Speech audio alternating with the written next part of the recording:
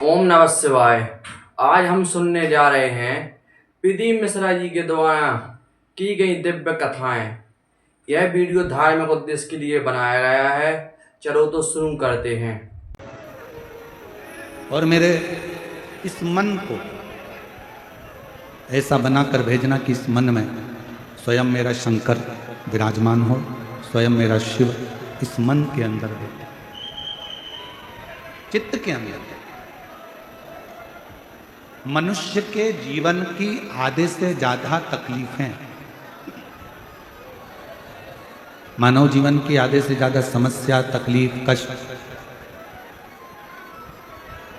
व्यक्ति खुद समाप्त कर लेगा। कैसे कर सकता है? अपने आत्मबल से, अपने विश्वास से। कष्ट कहां से पैदा होता है? तकलीफें कहां से पैदा होती हैं? हमारे मन में जब संशय उत्पन्न होता है तब तकलीफें आने लगती हैं। एक बात व्यासपीठ से पहले कही थी, आप लोगों के स्मरण में होगी। पैर में अगर दर्द हो ना, घुटने में अगर दर्द हो, तो कभी ये मत सोचना कि मेरे घुटने में ना जाने क्या हो गया, मेरे को घुटना बदलना पड़ेगा, मेरे को घुटना बदलना पड़ेगा, मेरे को घुटना बदलना पड़ेगा, मेरे पाँव में ना जाने क्या हो गया, मेरा घुटना बदलना पड़ेगा।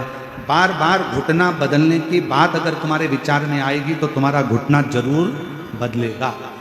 मुख में छाला हो गया, मुंह में छाला हो गया, 1 महीने तक नहीं मिटा, 2 महीने नहीं मिटा, 3 महीने नहीं मिटा, 4 महीने नहीं मिटा, तुमने विचार करना छोड़ चालू कर दिया, मैंने सबकी दवाई ले ली, मेरे मुंह का छाला ही नहीं जा रहा, छाला ही नहीं जा रहा, कहीं मुझे बड़ी बीमारी तो नहीं हो जाएगी, कहीं मुझे बड़ी बीमारी तो नहीं हो जाएगी, कहीं मुझे कोई रोग तो नहीं हो जाएगा। मालूम पड़े वो रोग घेर ले।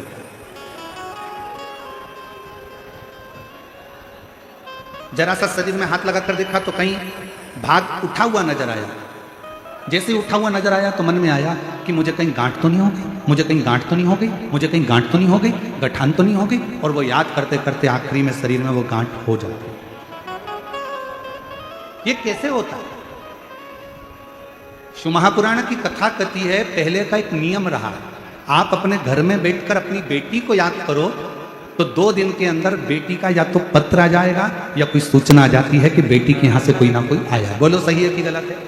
तुमने जिसको याद किया है, तुमने जिसका स्मरण किया है, वो तुम्हारे सामने जरूर आता है। इसलिए शिव पुराण की कथा कहती है, अगर शरीर में थोड़ा बहुत रोग आ जाए, 1-2 महीने चल रहा है, कभी ये मत सोचना कि मुझे कोई बड़ी बीमारी होने वाली है, बड़ी बीमारी होने वाली है, बड़ी बीमारी होने वाली है। हमेशा ये सोचना थोड़ा बहुत है, अच्छी हो जाऊंगी मैं तो शंकर जी पे 1 लोटा जल चढ़ाऊंगी और पक्का है मैं ठीक हो जाऊंगी, डॉक्टर को दिखा के आऊंगी, गोली खाऊंगी, कुंदकेश्वर महादेव का नाम लूंगी, अच्छी हो जाऊंगी। जब तुम अंदर से ये विश्वास बना लोगे कि मुझे कोई बीमारी हो ही नहीं सकती है, तो बड़ी से बड़ी बीमारी अगर हो भी रही होगी तो बीमारी भी सोचेगी किसके शरीर में आ रही हूं, इससे तो मैं निकल के बाहर चली जाऊं तो अच्छा है, ये झेलने वाली है। हम उसका स्मरण करते हैं, हम उसको बार बार याद करते हैं, हम बार बार उसका स्मरण करते हैं तो वो याद है। हम उसको छोड़ें। हम तो बाबा के भरोसे चलते हैं, हम तो बाबा के भरोसे चलते हैं। ये दुनिया वाले जगते हैं, ये दुनिया वाले जगते हैं, हम तो बाबा के भरोसे चलते हैं, डमरू वाले के भरोसे चलते हैं। हम उसका स्मरण ना करें, हम उसको बार बार याद ना करें, हम उसको चित्तवृत्ति में बार बार लेकर ना। एक पत्र है, अच्छा है, सबूत।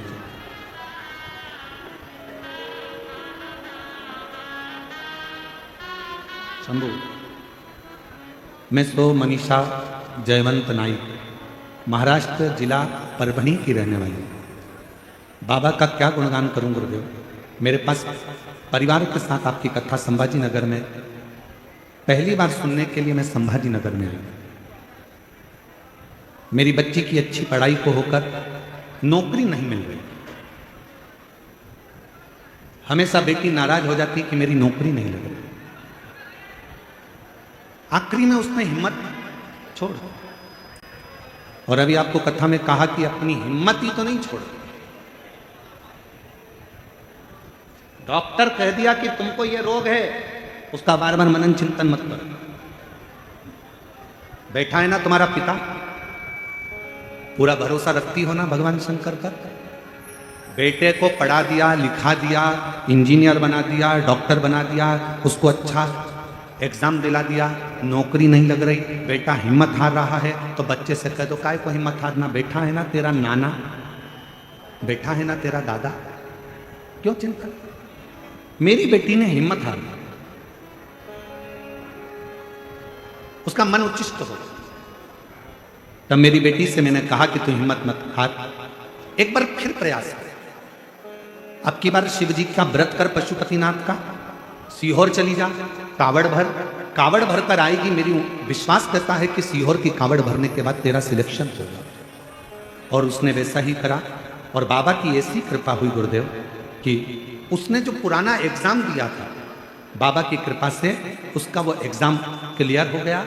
और उस एग्जाम के क्लियर होने पर आज मेरी बेटी भारत सरकार के प्रयोगशाला वैज्ञानिक अधिकारी के पद पर नियुक्त हो गई। भारत सरकार के प्रयोगशाला वैज्ञानिक अधिकारी के पद पर आज मेरी बेटी नियुक्त हो गई। मैं बाबा को यहां प्रणाम कर लिया।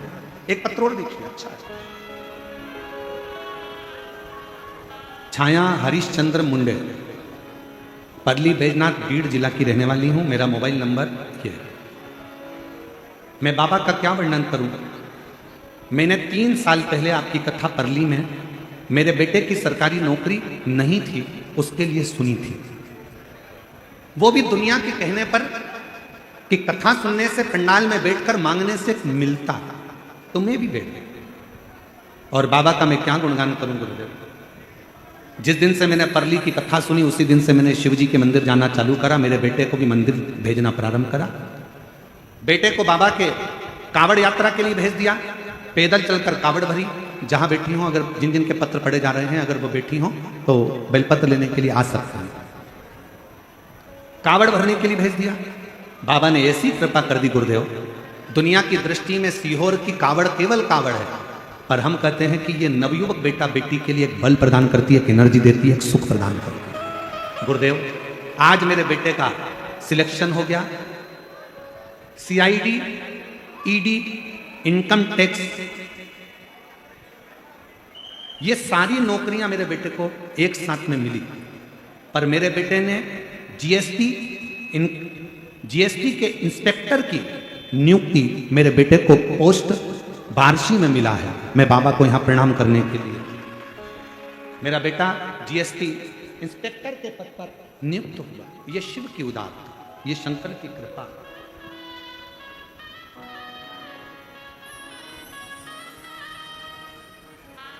एक पत्र और है, अच्छा है। मेरा नाम करुणा सदाशिव अंगजाल है। अंगजाल है। मुकाम पोस्ट कोड़ा गांव, घोड़ो, तहसील परली, बैजनाथ, जिला बीड़ की रहने वाली हूँ। कहीं बैठी हो तो आ सकती हूँ। मेरे बेटे का नाम सिद्धेश्वर अंगजाल है। उम्र है 34 वर्ष।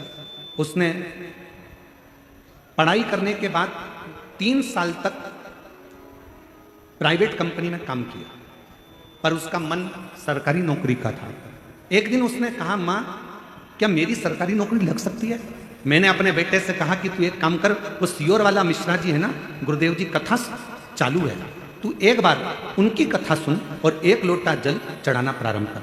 मेरे बेटे ने पशुपतिनाथ का व्रत किया, जल चढ़ाना प्रारंभ करा, सीहोर गया, बाबा की कावड़ भरी और बाबा की ऐसी कृपा हुई 3 जनवरी 2025 को मेरे बेटे का इंटरव्यू हुआ। 7 जनवरी 2025 को मेरा बेटा फूड इंस्पेक्टर के पद पर नियुक्त हो गया। मैं बाबा को यहां प्रणाम करने, शिव की आराधना, शंकर की भक्ति, शिव की आराधना, शंकर की आराधना, शिव की उपासना, शंकर का गुणगान हमारे जीवन में सुखता प्रदान करता है, सुखता प्रदान।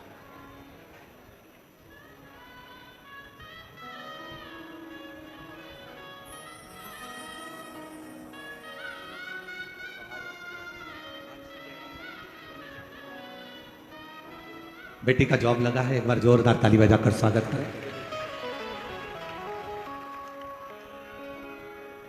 और तेरी कृपा का क्या है भरोसा, कब किस पर हो जाए जरा सी हम पर कर दो, जरा सी हम पर कर दो।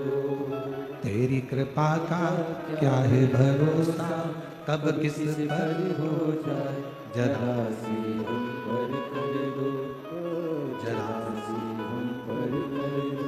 आपको लगता होगा हम शिव महापुराण के इस पंडाल में बैठे हैं, आप और हम शिव महापुराण की कथा में बैठे, पर संत ज्ञानेश्वर मावली की इस पवित्र भूमि पर चाकरवाड़ी में, बीड़ जिले के इस पवित्र धरा पर कहना चाहूंगा, आप जितने दिल से, जितने हृदय से, शिव से अपने मन की बात कह सकते हो उतना कह लो, जितने हृदय से। और फिर हमारा भी विश्वास कहता है कि जब अगली कथा बेजापुर में 26 तारीख से होगी तो उसमें आपका एक पत्र इस व्यासपीठ पर जरूर मिलेगा। आप उससे कहो, ब्रह्मा ब्रह्मलोक में, भगवान विष्णु वैकुंठ में, पर मेरा वो घरदानी, मेरा शंभु, मेरा शंकर, मेरा त्रिकालदर्शी, मेरा कैलाशी अविनाशी शिव इस मृत्यु लोक में। हम भटकते केवल भेद कर कर। भृंगी ने जो करा, भृंगी ऋषि ने करा क्या, भृंगी बाबा ने करा क्या, शंकर पार्वती में भेद करा कि शिव अलग है, शक्ति अलग है। शक्ति उनकी गोद में आकर बैठ गई तो भी भृंगी को लगा, तो उसने भंवरे का रूप रख लिया और दोनों के बीच में से निकलने लगा।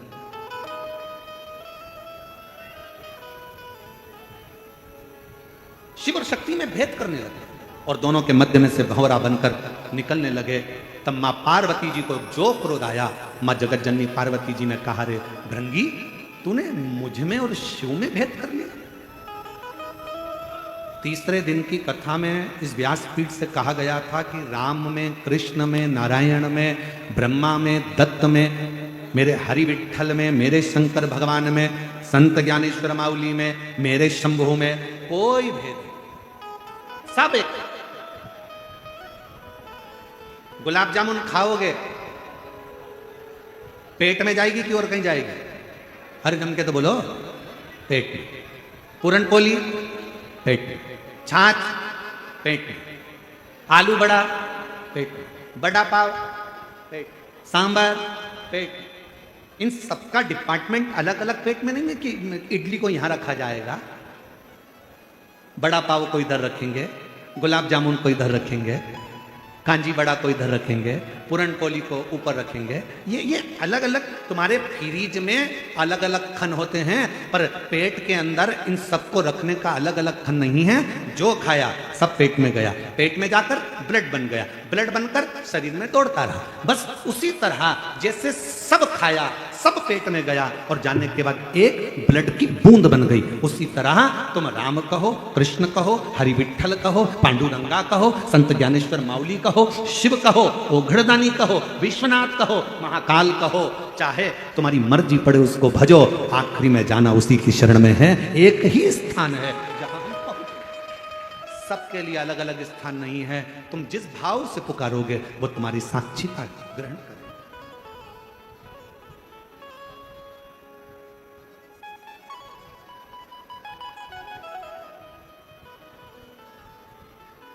तुम जिस भाव से उसको पुकारो वो मानो। महाराज,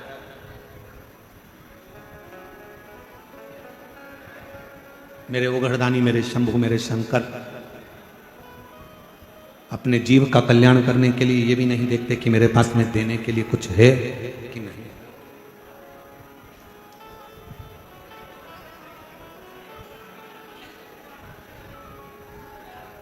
दो तरह के लोग घर में रहते हैं। एक वो व्यक्ति रहता है जो बहुत सोचता है, और एक व्यक्ति वो रहता है जो सोचता नहीं है, आया गया।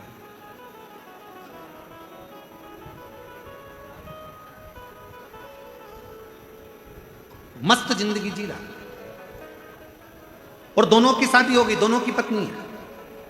जिसका पति बहुत ज्यादा सोचता है, उसकी पत्नी भी दिन रात डिप्रेशन में रहती है कि मेरी देवरानी का पति थोड़ा सा आया और क्या एंजॉय करता है, घूमने चले गया, अमरावती चले गया, पुणे चले गया, अपनी पत्नी को लेकर वहाँ महाबलेश्वर चले गया, घूमने चले गया, शिरडी चले गया, त्र्यंबक चले गया, और उसकी पत्नी जो बहुत सोचता है, बहुत सोचता है, बहुत बहुत सोचता है, उसकी पत्नी डिप्रेशन में पड़ी रहती है। एक मेरा पति मुझे ले जाता नहीं, उसके पास तो थोड़ा सा पैसा आया, घूमने चले गया, थोड़ा सा पैसा आया, गाड़ी ले ली, थोड़ा सा पैसा आया, एंजॉय कर लिया, थोड़ा सा पैसा आया, खूब एंजॉय कर रहा है। डिप्रेशन में मत जाओ, बल्कि उससे सीखो। आज मौका मिला है, आज बाबा ने कृपा करी है, तो क्यों ना खुशी की जिंदगी जिए, क्यों ना खुशी की जिंदगी जिए। हम सब भविष्य का सोच कर रोते हैं। जोड़ कर रखो बेटे के हिसाब से, जोड़ के रखो बेटी के हिसाब से, जोड़ के रखो, मकान बना कर रखो, अच्छा बंगला बना लो, गाड़ी बना लो। हम भविष्य का सोच रहे हैं, आगे क्या होगा, आगे क्या होगा, आगे क्या होगा, आगे क्या होगा। शिव महापुराण की कथा कहती है, जो अभी अहमदाबाद से लंदन के लिए जा रहे थे, उनने भी यही बहुत कुछ सोचा होगा, लंदन में जाके सेटल हो जाएंगे, अपना ये कर लेंगे, अपना गाड़ी, अपना बंगला, अपन नौकरी, अपन ये, अपन वो, सब सोचते आगे चलकर ऐसा करें। जीवन किसने देखा? पूरी दुनिया भविष्य का सोचकर चल रही है, पर शिव महापुराण की कथा कहती है वो भविष्य के सोचने के चक्कर में अपना वर्तमान खोते चले जा रहे हो। अपने वर्तमान को सही जीना चालू कर दो तो भविष्य अपने आप सुंदर होता चलेगा। अपना वर्तमान अच्छा जियो, अपने वर्तमान में अपन प्रसन्न होकर जियो, अपने वर्तमान में अपन खुश होकर जियो।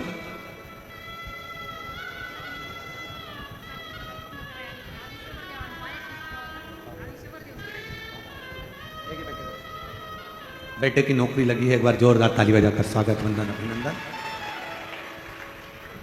हम वर्तमान अच्छे से नहीं जी पा रहे। पूरा वर्तमान हमारा अपना, पूरा वर्तमान हमारा रोते रोते रोते रोते निकल जाता पूरा,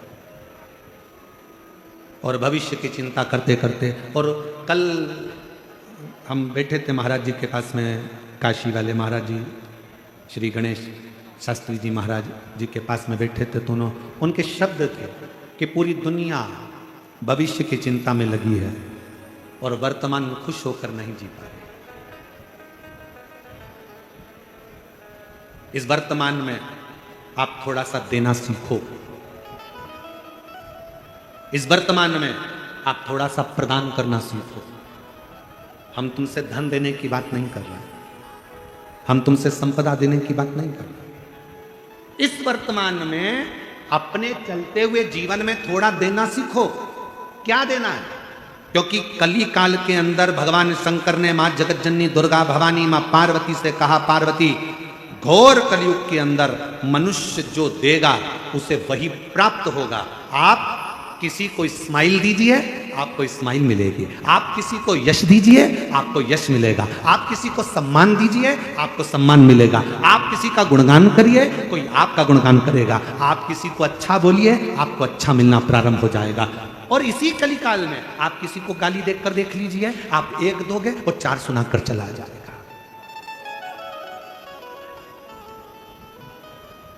हमारा वर्तमान हमारे हाथ में है। भविष्य, भूतकाल, भविष्यकाल ये सब हमारे हाथ का नहीं, पर वर्तमान हमारे हाथ का। इसलिए मत बुरे कर्म कर बंदे वरना पछताएगा, भगवान की आंखों से तू बच नहीं पाएगा, तू बच नहीं पाएगा। अरे ओ अज्ञानी मत करना दानी, अरे ओ अज्ञानी मत करना दानी। तेरे कर्म का फल भी तू ही पाएगा, जैसा किया तूने तेरे आगे आएगा। मत बुरे कर्म बंदे वरना पछताएगा, भगवान की आंखों से तू बच नहीं पाएगा, तू बच नहीं पाएगा। एक बात बताओ,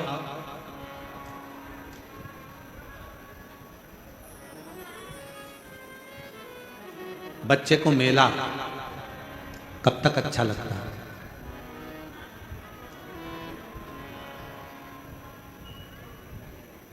बच्चे को मेला, मेला घूमने के लिए बच्चा गया, उसको मेला कब तक अच्छा लगता है?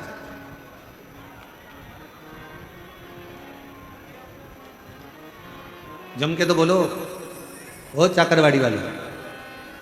बच्चे को मेला कब तक अच्छा लगता है? जब तक बच्चा अपने माता पिता परिवार भाई बंधु किसी रिश्तेदार का हाथ पकड़ा रहता है, तब तक बच्चे को मेला अच्छा लगता है।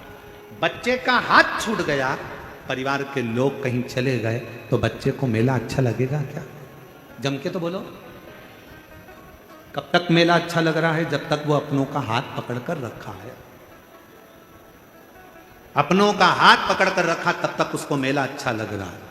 अपनों का हाथ छूट गया, बच्चे को मेले में कुछ भी अच्छा नहीं लगेगा। कोई कहेगा बिस्कुट खा ले बेटा, कहां से आया है, क्यों रो रहा है, मेरे अपने खो गए, ले बिस्कुट खा। बिस्कुट नहीं खाएगा। पानी पी, पानी नहीं पिएगा। मैं तुझे झूले में झुला दूं, झूला भी अच्छा नहीं लगेगा। मैं तुझे कुछ खिला दूं, खाना भी अच्छा नहीं लगेगा। मैं तुझे गुनगुना दिला दूं, नहीं, मुझे मेरे मम्मी पापा चाहिए। बच्चे को मेला तब तक अच्छा लगता है जब तक बच्चा अपनों का हाथ पकड़ कर रखता है, तो उसको मेला अच्छा लगता है। हाथ छूटा, मेला अच्छा नहीं लगेगा। उसी तरह ये पूरा संसार मेला है।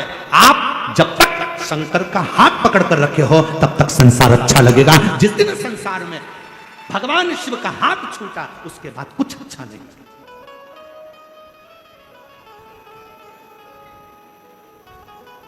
हम दुख क्यों पाते हैं? क्योंकि हम परमात्मा को भूल जाते हैं, हम मेले में खो जाते हैं। ये माताएं बहुत चतुर हैं। ये जितनी बैठी हुई है ना ये कथा में, और जितनी आस्था चैनल पर कथा सुन रही हैं, जितनी फेसबुक यूट्यूब पर कथा सुन रही हैं, ये जितनी मेरी जीजियां बैठी हैं, ये मेरी सारी बहनें बहुत चतुर हैं। छोटा सा बच्चा रहता है ना, जब तक वो खेलना नहीं जानता तब तक ये उसको गोदी में रखती हैं, लगा कर रखती हैं, हृदय से लगती हैं, और जैसे ही उसके हाथ में कुछ ना कुछ पकड़ा देती हैं, जब वो धीरे से झुनझुना पकड़ लेता है, खेलना चालू कर देता है, तो ये धीरे से गोदी में से नीचे सुला देती है और अपने काम में लग जाती है।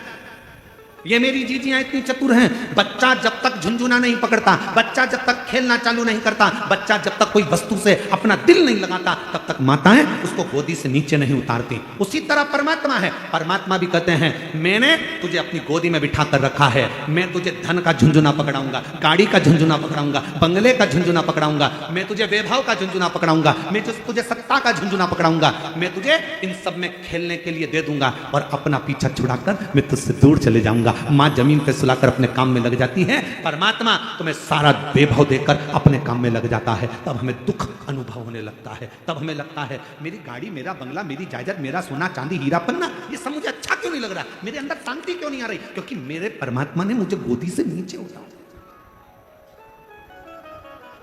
मुझे मेरे भगवान ने अपनी गोदी से नीचे उतारा। मुझे जब भी जन्म मिलेगा सेवा करेगी, कहते तुमसे बाबा शरण पड़ेगी, देना साथ हमारा बाबा बन कर के तुम साथी, अजब है भोला दरबार तुम्हारा, दरबार आप उस पर पूर्ण विश्वास के साथ आप उसकी गोदी में बैठे हो।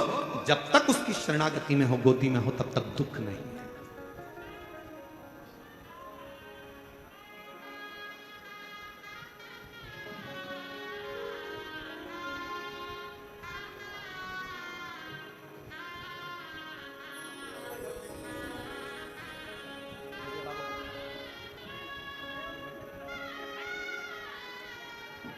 बेटे की सरकारी नौकरी लगी है, बहुत अच्छे पद पर नियुक्त हुआ है। एक बार जोरदार ताली।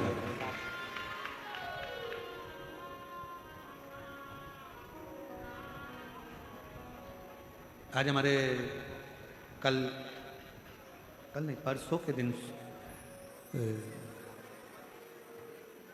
परली बैजनाथ वाले सोमानी जी आए।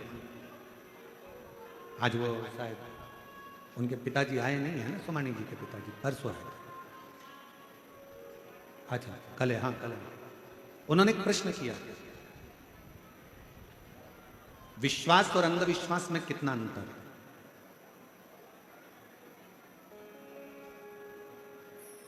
प्रश्न बहुत सुंदर है और उसका उत्तर जितने आस्था चैनल पर कथा सुन रहे हैं और जितने इस पंडाल में कथा सुन रहे हैं, संत ज्ञानेश्वर माउली जी की इस पवित्र सिद्ध क्षेत्र में कथा सुन रहे हैं, सबकी बुद्धि में बैठना चाहिए। विश्वास और अंधविश्वास में कितना अंतर है?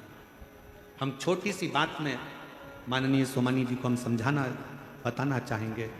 विश्वास और अंधविश्वास में एक अंतर आप छोटी सी बात से समझें। शरीर में रोग हो गया, बीमारी हो गई, डॉक्टर ने गोली दी, आपने गोली ली और शंकर जी पर भरोसा कर कर, विश्वास कर कर कि इस डॉक्टर की मैं गोली खाऊंगी और मुझे पूर्ण विश्वास है मेरा महादेव मुझे अच्छा कर देगा, और डॉक्टर की गोली को तुमने खाया और तुम्हारी तबीयत ठीक हुई, ये तुम्हारा विश्वास है। अब अंधविश्वास किसको कहते हैं? डॉक्टर को दिखाया, गोली ली, घर लाके रख ली और विचार करा नहीं मैं गोली नहीं खाऊंगी, मैं तो भगवान पर भरोसा करती हूं, मैं तो विश्वास करती हूं और मैं वहां